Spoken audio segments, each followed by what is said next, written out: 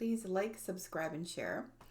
So I've been writing on my blog, so I'm inviting you to go to my blog. I'm going to put the link below, nutritionsuccess.ca. It's pretty easy to remember.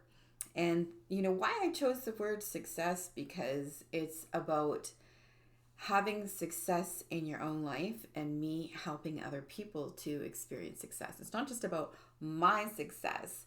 It's about me helping you to become successful as well. We can all be successful together. There's plenty of room at the table, nutrition pun intended. The last post I wrote was a really intense one.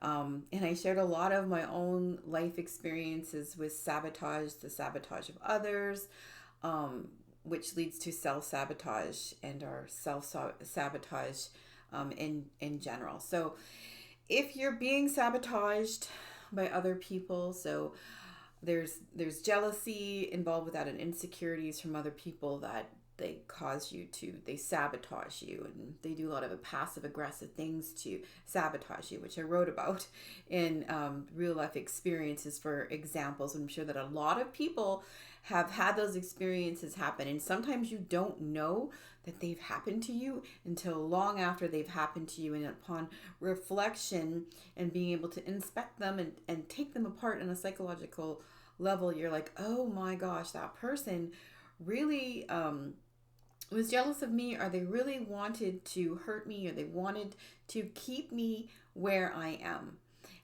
because they don't want me to change, because they're comfortable with where I'm at right now in a dysfunctional level that they're at, and they don't want you to rise above that. And that means losing weight and becoming physically fit as well. So there's and that sabotage can come from anyone. And the saddest thing is that it can come from your closest family members, and sometimes they're aware of it, and sometimes they're not even aware that they're doing it. So getting to the root cause of their issues and their insecurities and why they're trying to sabotage you helps you to put up barriers and positive boundaries, so that you can get around that sabotage. It's like the picture that I use. I put sabotage, on a hiking path, and the word sabotage, like it's like something that's being thrown on my path to trip me up. And that's what sabotage does.